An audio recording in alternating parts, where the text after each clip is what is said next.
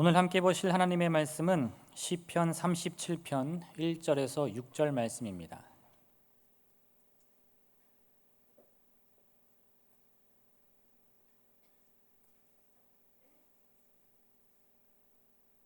시편 37편 1절에서 6절 말씀 제가 봉독하겠습니다. 악을 행하는 자들 때문에 불평하지 말며 불의를 행하는 자들을 시기하지 말지어다. 그들은 풀과 같이 속히 배임을 당할 것이며 푸른 채소같이 쇠잔할 것임이로다. 여호와를 의뢰하고 선을 행하라. 땅에 머무는 동안 그의 성실을 먹을 거리로 삼을지어다. 또 여호와를 기뻐하라. 그가 내 마음의 소원을 내게 이루어 주시리로다. 내 길을 여호와께 맡기라. 그를 의지하면 그가 이루시고 내 의를 빛같이 나타내시며 내 공의를 정오의 빛같이 하시리로다. 아멘. 오늘 저는 본문의 말씀을 가지고 믿음의 생각이란 제목의 말씀 함께 나누기 원합니다. 이 오늘 본문은 다윗이 지은 시입니다. 이 다윗 너무나 잘 알죠. 이스라엘의 가장 위대하고 또 아름답고 하나님께 충성된 그런 왕이었습니다. 근데 다윗의 삶을 살펴보면 어린 시절부터요, 이 다윗의 삶은 별로 평탄하지 않았어요.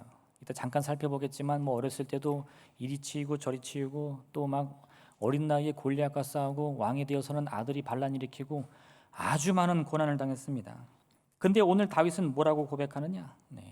그런 걸로 인해서 일일이 신경 쓰지 말고 우리의 모든 것을 다 하나님께 맡기면 하나님께서 우리의 의를 정오의 빛같이 빛나게 해주신다 말씀하고 있는 거예요. 오늘 이런 다윗의 고백을 통해서요, 우리가 가져야 할 믿음의 생각이 무엇인지 함께 그 말씀을 나누겠습니다. 첫 번째로 믿음의 생각이란 불가능에 도전하는 마음입니다. 다윗의 삶은 사실 불가능 그 자체였어요. 매번 그에게 다가오는 이 불가능한 일들을 하나하나 도전해가면서 이겨나가는 그런 인생이었습니다. 베들레헴의 작은 고을에서 태어난 이 다윗은요, 아버지의 양을 치는 그런 목자였습니다. 그에게 형제도 되게 많았는데 그런 형들 때문에 이 집안에 대소사가 있으면요, 늘 치는 데 바빴어요. 한 번은 선지자 사무엘이 이새한테 이렇게 편지를 보내가지고 내가 당신의 집에 갈 테니까 모든 아들들 다 모아놓으세요 했는데 어떻게 했어요? 다윗만 쏙 빼놨죠. 아들이 많으니까 왔는지 안 왔는지도 모르고 안 와도 상관없고 막내 어디 갔냐? 없으면 말하라. 약간 요런 그런 대접을 받은 거죠. 또 한 번은 이스라엘과 블레셋에서 전쟁이 일어났는데 이 다윗의 형들 중에 위로 3명, 나이가 많은 3명은 이제 군인이 돼가지고 전쟁터로 나가고 어린 다윗은 아버지와 함께 있었는데 아버지가 심부름 보내는 거예요. 얘야 형들이 잘했나 가서 보고 오고 이 음식 좀 갖다 줘라. 다윗이 아버지 심부름 하려고 이 형들 있는 전쟁터에 가보니까 때마침 그날 이 블레셋에서는 아주 기골이 장대한 장수가 나와가지고 소리를 치고 있습니다. 너희가 여호와를 믿는 백성이냐? 그 신이 내 손에서 너희를 구원하나 보자. 용기가 있으면 나와 싸우자. 막 이렇게 소리를 버럭버럭 지르는데 이 이스라엘 군대들의 이 사정을 보니까 다 겁에 질려가지고 바들바들 떨고 있는 거예요. 성경을 보니까요, 이 골리앗이 그 키가 6규빗 한 뼘이다 이렇게 말하는데 6규빗은 이 팔꿈치 6개거든요. 오늘날의 수치로 환산하면 2m 90cm가 된다고 하더라고요. 2m 90cm. 물론 이게 당시는 이렇게 딱 무슨 자로 재듯이 한 건 아니고 대충 이렇게 탁탁탁 6개는 되겠는데 이런 거니까 정확하진 않겠지만 최소한 2m는 넘는 거인이었던 거예요. 그런 거인이 막 칼을 휘둘리면서 자신 있으면 나와봐 그러면 누가 나갈 수 있겠어요, 그죠? 할렐루야. 다 까먹으셨나 봐. 할렐루야. 네.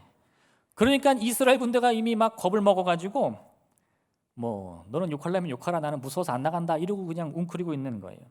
그래서 이 어린 소년 다윗이 자기가 이스라엘을 대표해서 그 골리앗과 싸우겠다는 겁니다. 근데 우리가 그 장면을 오해하면 안 되는 게 다윗이요, 나한테 좋은 수가 있습니다. 이 묘수가 있으니까요. 이렇게 하면 저 거인도 한 방에 죽일 수 있어요. 막 이렇게 해서 나가는 게 아니에요. 다윗이 뭐라 그러냐? 여호와께서 나를 사자의 발톱과 곰의 발톱에서 건져내셨은즉 나를 이 블레셋 사람의 손에서도 건져내시리이다. 누구 믿고 가는 거죠? 하나님만 믿고 가는 거예요. 제가 어려서부터 아버지 양치는데 막 곰도 덤비고 사자도 덤벼요. 그러면 어린 제가 그 곰과 사자를 어떻게 이길 수 있겠습니까? 저는 죽은 목숨이죠. 그런데 뒤돌아보니까 그 날카로운 발톱과 이빨에서 제가 살아남고 곰을 때려잡고 사자를 때려잡더이다. 곰이나 뭐 골리앗이나, 그렇죠? 사자나 골리앗이나 매한가지가 아니겠습니까? 이런 뜻이에요. 아무리 다윗이 용기가 충만하고 뭐 이 지혜가 충만한다 한들 그 곰이나 사자가 앞에서 이렇게 으르렁거리면 무섭지 않겠어요?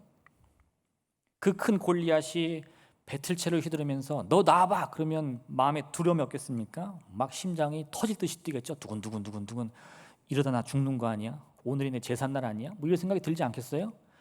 그런데 그런 마음이 있는 반면에 다윗의 다른 마음, 이 마음의 생각엔 뭐가 있죠? 도전해보자는 거예요.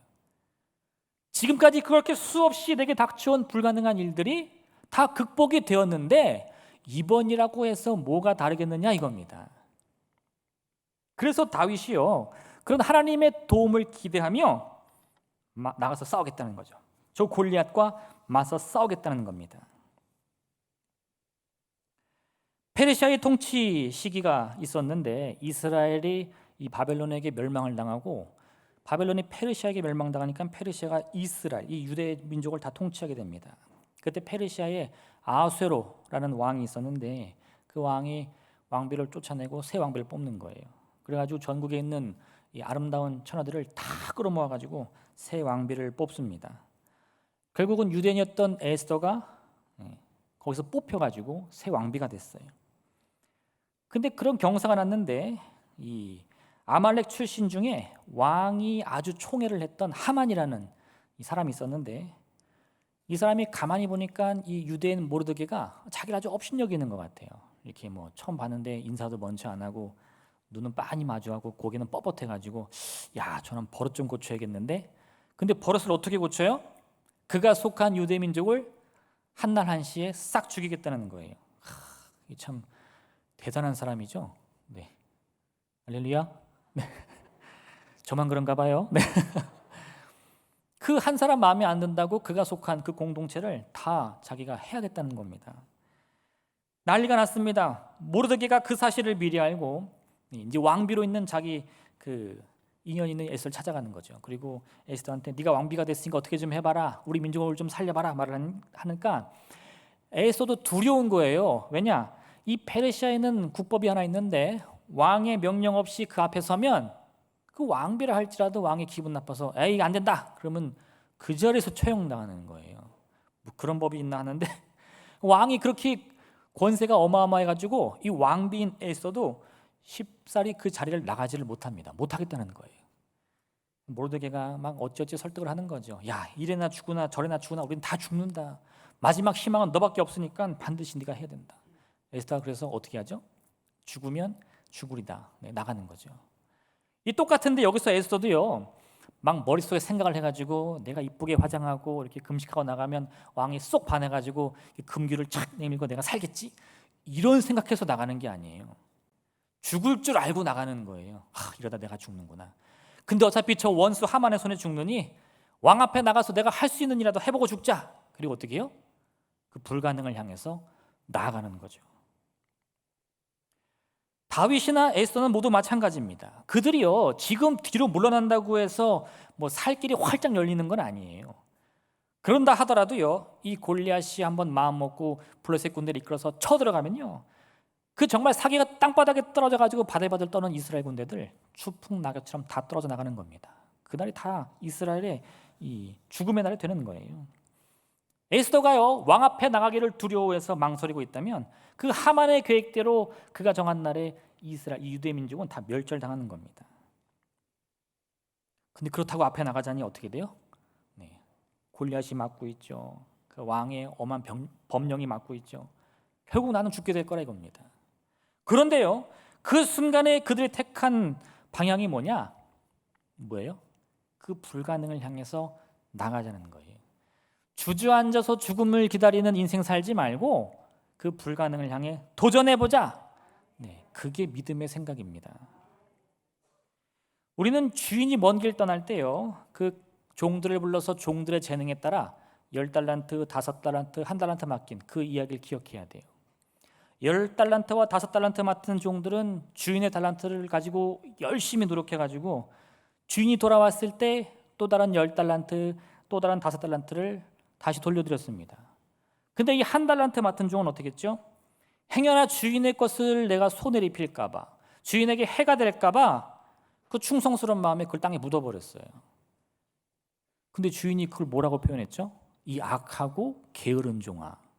왜 그랬을까요?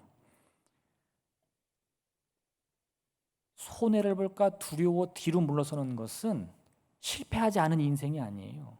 그건 불가능 앞에 스스로 절망하여 내 인생 끝났다 스스로 포기하는 인생인 겁니다.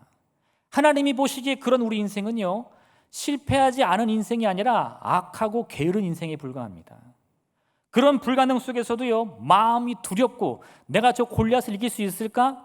내가 정말 왕 앞에 설 수 있을까? 정말 막 가슴이 터질 것 같은 걱정과 두려움에 둘러싸여도 어떻게 해요? 나가야 된다는 거예요. 나가야 된다는 거예요. 사마리아 성이 아람의 군대에 포위되어서 온 성중의 백성들이 굶주리고 있을 때 그 백성을 구원한 건 누굽니까? 그 사마리아의 왕도 아니고 그들의 이 장관들도 아니에요. 그 성 밖에서 나병에 걸려가지고 사람들에게 멸시받고 천대받던 4명의 나병 환자들입니다. 그들이 가만히 생각해 보니까 굶어 죽게 생겼어요. 근데 성에 들어가서 문 두드리고 살려달라고 해봤자 어차피 지금 성 사람들도 굶어 죽고 있습니다. 그 여기서 굶어 죽구나, 성에 들어가서 굶어 죽구나, 어차피 죽겠는데 우리 한 가지 남았다. 뭐냐? 아람의 군대에 가가지고 살려달라고 한번 해보자. 그들이 우리를 미워하여 죽이면 어차피 죽을 인생이고 거기서 죽는 거고, 혹시나 그들이 우리를 받아주면 그래도 밥은 먹지 않겠냐, 그 생각하고 앞으로 나가는 거예요. 그들이 그 죽음의 위기 앞에서요, 그 마지막 선택을 택하여 나아가니까 하나님이 그들의 걸음소리를 통하셔서 그 사마리아 성의 백성들을 구원해 주신 겁니다. 여러분, 불가능한 문제를 만났다는 것은요, 말 그대로 표현하면 할 수 있는 게 아무것도 없다는 거예요. 아니, 불가능한데 도대체 할 수 있는 게 뭐가 있습니까? 근데 그렇다고 해서 그 1달란트 받은 종처럼 이건 불가능하니 땅에 묻어두겠습니다 하면 어떻게 된다고요? 악하고 게으른 인생 되는 겁니다. 그 가운데서도요, 내가 무엇이라도 할 수 있느냐, 그 죽음을 향해 달려나가는 것이라도 하자. 그리고 가만히 마주 앉아 죽음 맞이하는 것이 아니고요, 달려나가는 거예요. 달려나가는 거예요. 사람들은 말하겠죠. 야, 거기 가도 죽어. 어차피 달려나가도 죽는데 뭐하러 힘 빼고 뭐하러 수고하냐. 근데 그 수고와 노력이 우리의 믿음이 된다 이겁니다. 여러분, 지난주에 제가 이 생각을 바꿔야 된다고 그랬죠. 우리의 생각을 어떻게 바꿔야 됩니까? 그 불가능한 상황에서도요, 여러분이 그 불가능을 향해 나아가는 믿음을 가지셔야 돼요. 그게 첫 번째입니다. 믿음의 생각의 첫 번째가 뭐라고요? 불가능을 향해서 도전하라. 두 번째 믿음의 생각이란 건 무엇이냐? 분명한 승리의 그림을 그리고 있어야 된다는 겁니다. 불가능을 향해 달려나가는데요, 물론 그럴 수는 있겠죠. 이게 어디냐? 죽이 되든 밥이 되든 한번 해보자. 그럴 수도 있는데 조금 더 좋은 방법은요, 물론 불가능하지만 그래도 내가 만약 성공한다면 어떤 성공을 얻을 수 있는지 그림은 그리라는 거예요. 믿음의 생각 너무 거창할 필요 없습니다. 그죠 여러분? 뜬구름 잡듯이 모든 게 잘 될 거다 생각하는 것보다는요, 정말 내가 바라는 마음의 소원이 무엇인지 그걸 마음으로 그리는 거예요. 오늘 말씀을 보면 다윗은 이렇게 얘기하는데, 악을 행하는 자들 때문에 마음 불편할 이유가 없다고 말합니다. 왜요? 결국은 그들은 쇠해질 것이고 그들은 이 풀과 같이 배임당할 것이다 이거예요. 지금은 어때요? 사실 지금은 아니에요. 악인이 형통하고 악인의 권세가 득세하면서 내가 고난받고 있습니다. 근데 그것으로 인해 하나님 억울합니다, 하나님 이게 뭡니까? 원망 불평한 시간이 있으면 마음으로 그림을 그리라는 거죠. 어떻게 해요? 하나님이 함께 하신다면 저들이 쇠해질 것이요, 하나님이 나를 높이시리라. 하나님께서는 우리의 마음의 소원을 이루어주시는 분입니다. 이 말이 뭘 뜻하는 줄 아세요? 마음의 소원이 있어야 이루어진다는 거예요. 어떤 마을에 이 연세가 많이 드신 할머니 할아버지가 살고 계셨는데, 이 할아버지는 얼마나 게으른지 도무지 꼼짝을 안 해요. 그러니까 할머니 입에서는 늘 원망과 불평만 나갑니다. 어휴, 저놈이 영감 진짜 일은 하나도 안 하고 맨날 먹기만 하고. 할렐루야. 그 웃으시는 분들은 뭐예요? 네. 네. 그런데 하루는 이 할아버지가 이 할머니의 성화에 못 이겨서 터덜터덜 밭으로 나갔는데, 거기서도 이제 나무 밑 그늘에서 잠이나 잘까 하는데 가만 보니까 거기서 살려달라는 소리가 들립니다. 저 보니까 조그만 요정이 이 작은 물웅덩이에 빠져서 허덕이고 있는 거예요. 그래서 그 요정을 이렇게 구해줬어. 그랬더니 요정이 할아버지한테, 감사합니다 할아버지, 제가 이래봬도 요정이니까 3가지 소원을 들어드릴게요, 이렇게 말하는 거예요. 할렐루야, 할렐루야. 여러분 기도하다 갑자기 하나님이 3가지 소원이 무엇이냐? 그럼 뭐라고 하시겠어요? 뭐라고요?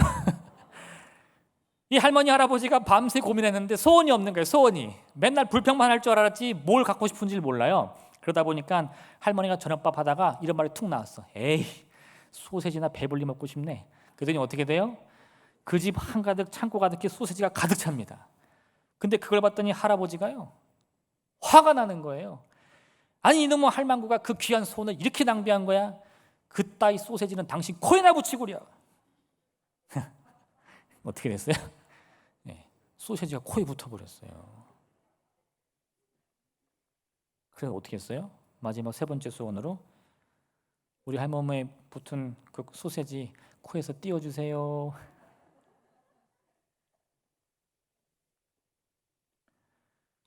믿음의 소원이 없으면요, 기회가 와도 잡을 수 없습니다.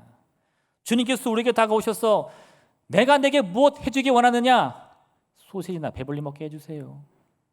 그따위 소세지 코에나 붙여주세요. 이런 소원 빌고 있으면 안 된다는 겁니다.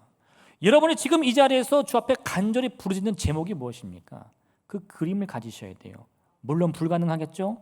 그 소원을 이루기까지 많은 고난이 있겠죠. 그래서 포기하실 겁니까? 그래서 다 잊으실 겁니까? 아니요.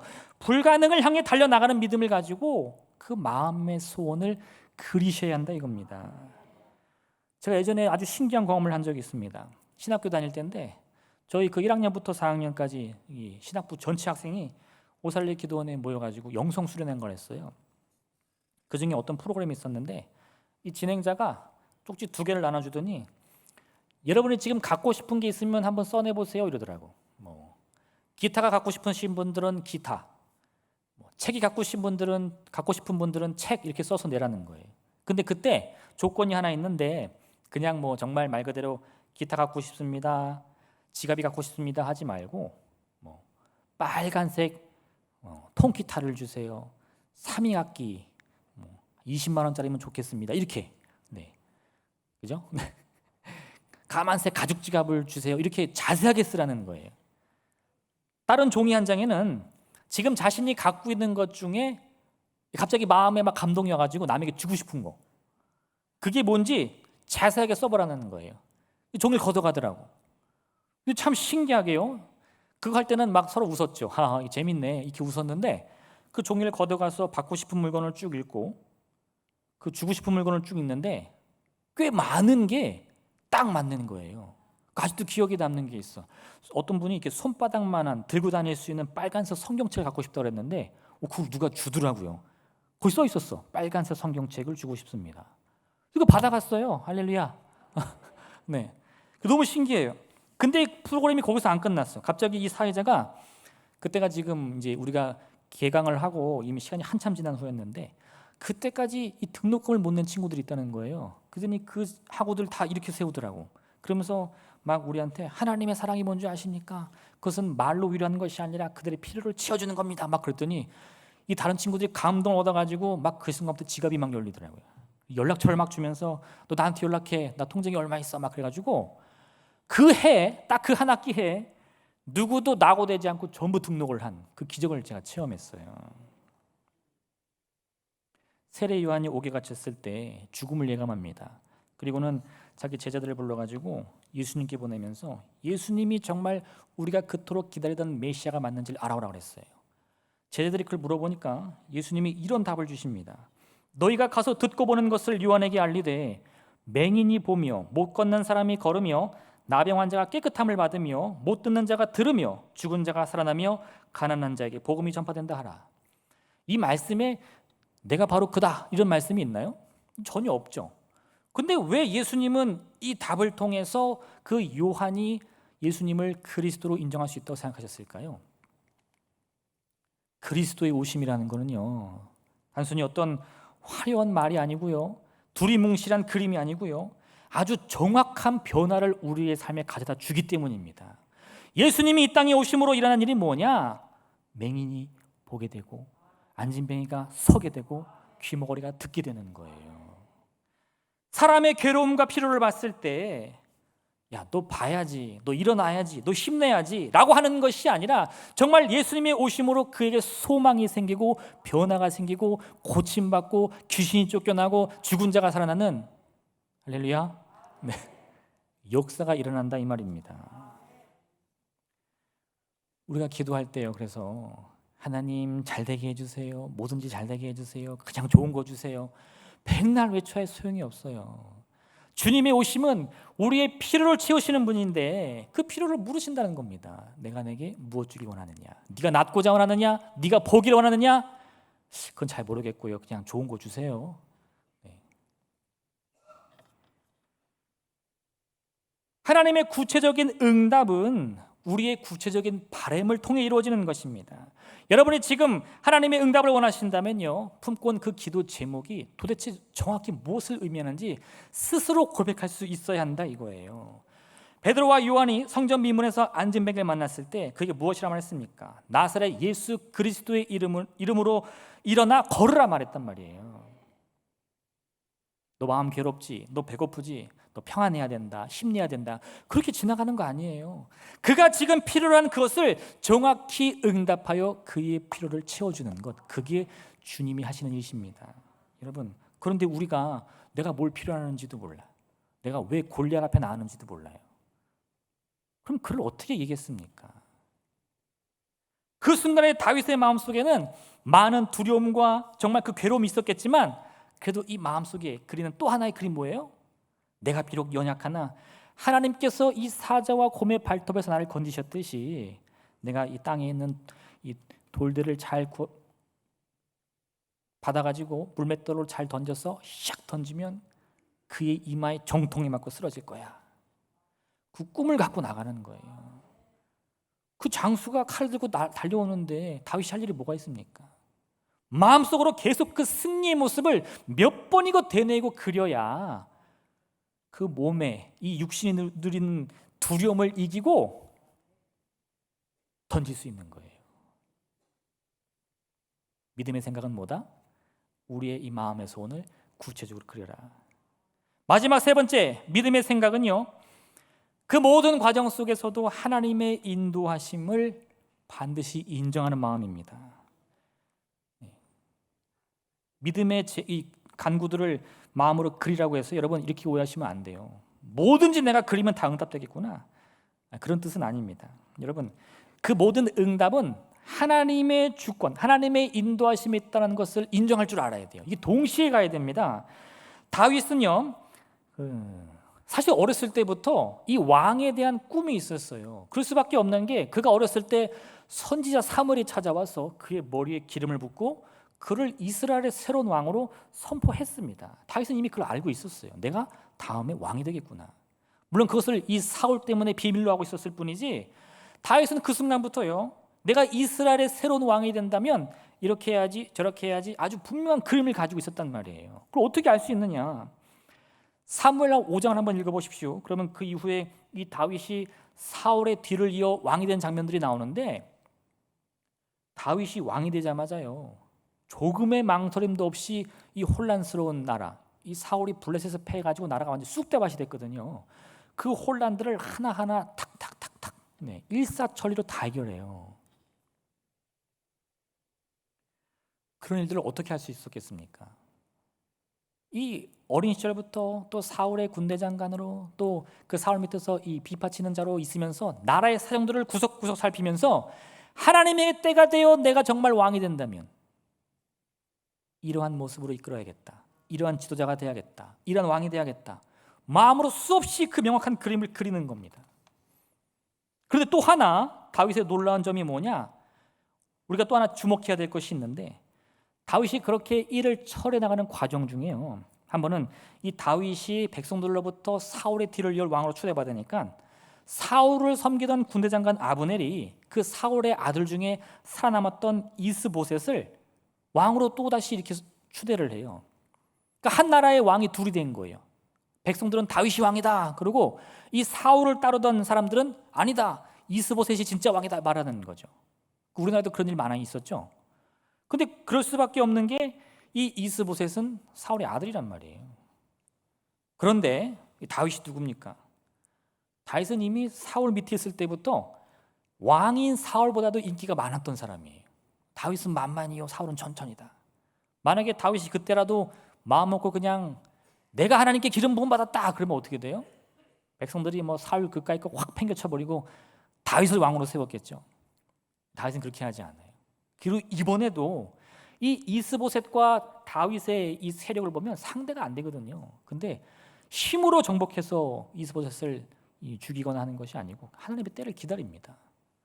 오히려 그걸 기다리다 못한 어떤 이 불량배들이 이 이스보셋을 자는데 몰래 들어가서 그를 죽이고 그 목을 다윗에게 가져와요. 그럼 다윗이 아유 잘했다, 내 경쟁자인데 아주 속이 다 시원하네, 이 상 줄 줄 알았거든요. 다윗이요 크게 화를 내며 사울의 죽음도 기뻐하지 않았던 내가 이 악을 행하여 무고한 이스보셋을 죽인 너희들을 칭찬하랴. 그리고 그들을 죽여버립니다. 그 이스보셋을 장사 지내줘요. 무슨 말입니까? 내 뜻대로 해서는 안 된다는 거예요. 하나님이 나를 왕으로 세워주는 거지, 내가 힘이 있다고, 내가 인기 있다고 내 마음대로 왕으로 쓴다는 것은 하나님 뜻이 아니라는 거예요. 그렇게 다윗은 꿈을 가지고 분명한 그림을 가지고 불가능에 도전해가며 목숨을 걸고 나아가면서도 끊임없이 하나님의 섭리, 하나님의 뜻을 기다릴 수 있는 믿음을 가지고 있었습니다. 그게 중요한 거예요.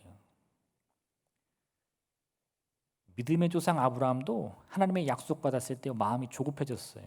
그래서 아들이 안 생기니까 내 종이 양자가 될 겁니다. 또 어떻게 했죠? 그 부인의 여종과 동침하여서 아들을 낳았어요. 근데 하나님은 뭐라고 말합니까? 그들로는 안 되고 너와 사라가 함께 동침하여 난 아들만이 약속의 아들이 될 것이다. 그게 우리 마음 아니겠어요? 근데 여러분, 그런 조급함이 생길 때에 꼭 주님의 인도하심을 놓쳐서는 안 된다 이겁니다. 잠언 16장 9절, 사람이 마음으로 자기의 길을 계획할지라도 그의 걸음을 인도하신 이는 여호와시니라. 예레미야 10장 23절, 여호와여 내가 알거니와 사람의 길이 자신에게 있지 아니하니 걸음을 지도함이 걷는 자에게 있지 아니하니이다. 내가 꿈을 가지고 달려나가는데요, 그 걸음의 주인은 누구십니까? 하나님이신 거예요.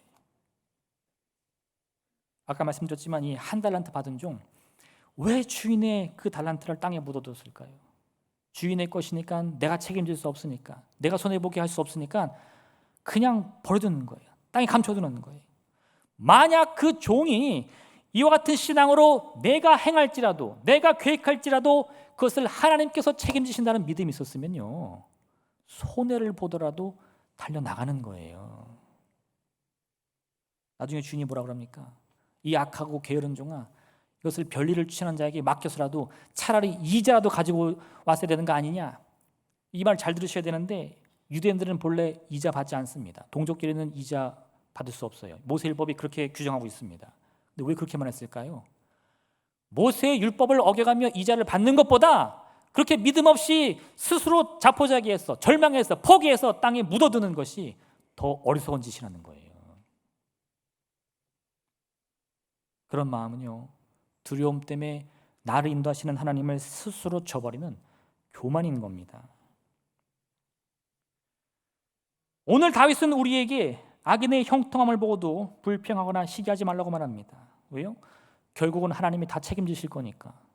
그 의와 공의를 빛내실 분은 내가 아니라 하나님이시니까. 지금은 저들이 잠깐 그 영광 중에 호화롭게 사는 것처럼 보일지 모르겠지만요, 그걸 막하지 못합니다. 오늘 폈다 마르는 풀과 같이 금세 시들 거예요. 왜요? 그것이 하나님께서 우리에게 주시는 하나님의 섭리니까. 그걸 믿을 수만 있다면요, 지금 내 앞에 골리앗이 막아선다 할지라도, 그 페르시아의 그 무서운 법령이 나의 걸음을 막고 있다 할지라도 죽으면 죽으리이다. 나갈 수 있는 것이야말로 믿음의 생각이다, 이겁니다. 그래서 오늘의 말씀의 마지막에 이렇게 고백합니다. 내 길을 여호와께 맡기라. 그를 의지하면 그가 이루시고 내 의를 빛과 같이 나타내시며 내 공의를 정오의 빛같이 하시리로다. 결국은 누가 빛납니까? 주님을 의지해서 그 불가능을 향해 나아가는 인생이 빛나는 거예요. 나는 아무 힘이 없습니다. 나는 아무 가진 것이 없습니다. 나는 부족하지만 그래도 주님을 의지하고 주님을 믿고 나아가니까 주님이 나를 정오의 빛과 같이 빛나게 해주신다, 이 말이에요. 우리가 가져야 할 믿음의 생각이란 무엇입니까? 그거는 가장 먼저 불가능함 속에서도 도전할 수 있는 믿음입니다. 인생 살다 보면 얼마나 많은 것들이 이 불가능함으로 다가옵니까? 마음이 괴롭고 절망 속에 있죠. 근데 여러분, 그런 고난 속에서도요, 할 수 있다는 생각을 포기하셔서는 안 돼요. 내가 할 수 있는 건 아니에요. 사자의 발톱, 곰의 발톱, 너무 무섭죠. 그런데 여호와께서 나를 지키시리다. 여호와께서 나를 지키시리다. 그 믿음을 가지고 나아가야 된다는 겁니다. 나갈 때는 어떤 마음 가지고 나가요? 내가 반드시 저 골리앗을 쓰러뜨리리다. 물맷돌을 가지고 열심히 돌려서 이마를 향해 던지고 한 번 실패하면 어떻게 해요? 36개 주랭랑? 두 번째 던지고 세 번째 던지고 네 번째 던지고 할렐루야 될 때까지 던져보는 거예요. 그럼 어떻게 하신다고요? 사람이 마음으로 계획할지라도 그 길을 인도하시는 것은 여호와이니라. 하나님이 우리의 의를, 우리의 공의를 정오의 빛같이 반드시 빛나게 하실 줄로 믿습니다. 이 한 주간 이 같은 믿음의 생각을 품고 살아가시길 부탁드립니다. 우리의 환경이 어떠하든지 간에 이 믿음의 생각을 가지고 도전하시고 꿈꾸시고 소망을 이루시는 주님을 반드시 만나는 여러분 되시기를 주님의 이름으로 축원드립니다. 이 시간 함께 기도하기 원합니다. 오늘의 이 말씀을 생각하시면서 하나님, 우리에게 힘을 주옵소서, 능력을 주시옵소서, 우리의 걸음 인도하여 주시고 책임져 주시고 붙들어 주시옵소서. 우리의 부족함에도 불구하고 우리 마음 가운데 두려움에도 불구하고 내 마음에 손을 이기기 위하여서 불가능을 향해 나아갈 때마다 주님 늘 함께해 주시고 주님의 뜻을 반드시 이루어 주옵소서. 그래서 이 한 주간의 삶을 사는 동안 이 말씀의 빛을 비추어 주시고 우리의 모든 삶을 대낮의 정오의 빛과 같이 빛날 수 있도록 복내려 주옵소서. 우리 주님의 이름 세 번 부르며 간절히 기도하겠습니다. 주여, 주여, 주여. 사랑의 하나님 아버지 감사드립니다. 주님만이 우리의 힘이시오, 주님만이 우리의 능력이시오, 주님만이 우리의 생명 되신 줄을 믿습니다. 우리가 그 어떤 믿음의 생각을 가지고 참으로 우리의 모든 삶을 우겼다며 애웠다며 우리를 도둑질하고 멸망시키고 죽이라는 저 악한 세력으로부터도 우리의 꿈과 소망을 포기하지 않게 도와주시옵소서. 믿음을 가지고 소망을 가지고 나아가서 아버지 하나님이여 우리를 괴롭히는 문제가 무엇이든지 간에 오직 승리를 꿈꾸며 그리스도 예수 이름으로 나가 반드시 주님 주시는 그 승리를 맛볼 수 있도록 역사하여 주옵소서. 홍해는 반드시 갈라질 것입니다. 죽은 나사로가 반드시 생명을 얻게 풍성히 얻어 다시 살아날 줄로 믿습니다. 같은 믿음의 꿈을 가지고 저 앞에 나가서 아버지의 뜻을 함께 이루며 주의 역사하심을 바랄 수 있도록 역사하여 주옵소서. 나를 붙드시고 나를 살리시며 내 마음 위로하여 주시고 나에게 생명 주시는 주의 만나게 도와주시옵시고 그렇게 하느라 말미암아 우리의 가정이 살아나고 우리의 이웃이 살아나고 아버지 하나님이여 우리의 온 나라와 민족이 바라보는 놀라운 기적을 참을 수 있도록 주님 역사하여 주옵소서. 하나님 아버지, 우리는 할 수 있습니다. 우리는 할 수 있습니다. 주님의 은혜 안에서 아버지 주님을 믿는 온전한 믿음이 있다면 그 무엇도 우리에게 능력하지 못할 일이 없을 줄을 믿사오니 아버지 하나님이여 믿음의 꿈을 향해 나가게 도와주시옵소서. 그 불가능을 향해 나가게 도와주시옵소서. 우리가 살아가는 그 모든 삶의 도전 속에서 주여 함께 동행하여 주시고 믿음으로 만져주셔서 반드시 주의 응답을 이루게 허락하여 주옵소서. 우리 고백하는 모든 제목들 하늘 땅에 떨어짐 없이 그리스도의 이름으로 열매 맺어 그 풍성을 이루게 허락하여 주옵소서. 생명을 얻되 그 풍성이 얻어 함께하는 모두에게 나눠주며 아버지의 살아계심을 증거할 수 있는 복된 삶 살게 하여 주시옵소서. 이 시간 아픈 곳이 있으신 분들은 아픈 곳에 손을 얹고 마음에 제목이 있으신 분들은 가슴에 손을 얹고 함께 기도하겠습니다.